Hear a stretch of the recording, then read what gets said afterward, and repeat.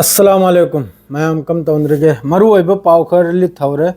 यामना अखोइगी नोकनिंग बसु यावब पावनी अदुगा यामना नुंगाइबसु पावनी इंडिया अमसुंग पाकिस्तान अमसुंग अमेरिका सिदा गजा गसु खजितंग यावरी माद्राइदी साउथ कोरिया गसु खजितंग यावरी पावसे हौजिक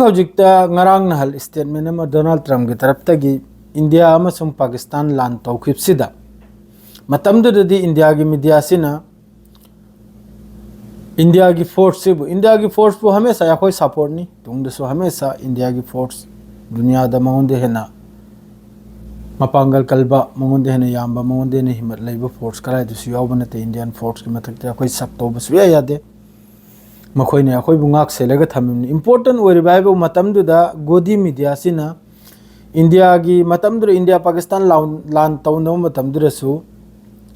अयाखोइ अदुम पावसे इंडिया की फॉलो तौजली मतमदुर इंडिया की मीडिया मखैसिना गोदी मीडिया है तारे असि मखैसिना इंडिया की फोर्स से पाकिस्तान की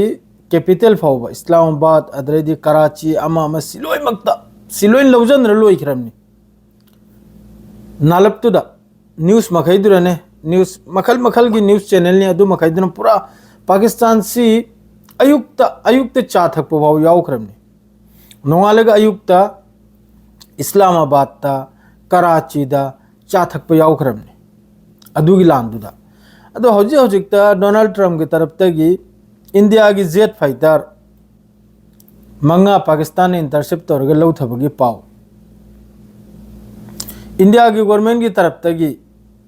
पावम तसु अदुगी रिजेक्ट ओरिब्रा ओके ओरिब्रा असमके लौथखरिब्रा ना होय अदुम डोनाल्ड ट्रम्प न पंगांगांगिब्रा अदुगी स्टेटमेंट नम फौज फौ लागत्रे गोदी मीडिया पुनमक हौजिक बिहार दग लैरी यूपी दग लैरी माद्रेदी मोयगी कवरिया हैब्रा करिया मोयगी धर्मगी अम चप्पदो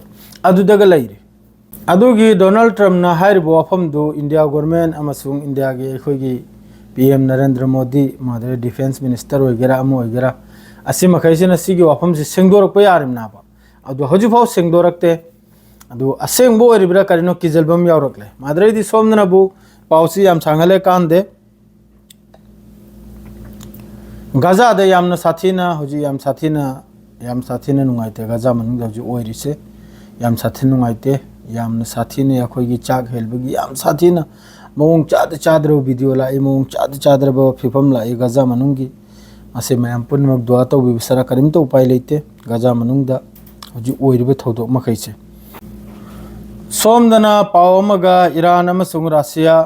लंच अखोय हबदी अनोबा जॉइंट मिलिटरी एक्सरसाइज अमा तौगदौरी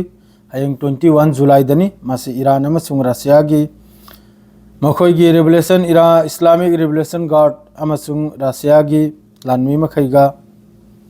अखोयगी कैस्पियन से हारिसिदा स्टार्ट तौगदरनी 21 जुलाई दगी असि नुमित हुमनी गिनी मखोयगी एक्सरसाइज से अदरेदी सोमनबो पावमगनबो मी 13 सीबा मी 13 मिसिंग ओइबा सिनबु करायदनबदे सियोल हारिसिदा साउथ कोरिया दा इसिंग चाउरक्तना सी मी 13 से मसीरे 13 मिसिंग नि याम साथीनि चाउबै वानी वीडियो लाइसे दो हजु फावगी रिसिया फाव खक्तनी पावसे दोइना थाई इंडिया पावलित थौबसे नुंगाइतदना अदुम मयामदा अदुम शेयर तौरकपनी डोनाल्ड ट्रम्प गुमनबु सिसफायर सुमान मपानदै लाउरकपा अदुगा हजि इंडिया की जेट फाइटर लौ थप सुमान मपानदै लाउरकपा दो इंडिया से गवर्नमेंट लैत्रब्रा इंडिया से हुकूमत लैत्रब्रा हजु फाव थोक्तना स्टेटमेंट अम पीद्रिसि करिगिनो सि खक्तनी दैना मयामदा थमजरिसे लोइमक्ता अदुम अनभक्त ओइदना अदुम लैरब्रा असिने हाइजरिसे मादा हजि किरिसिदे लोइजरा सलाम अलैकुम।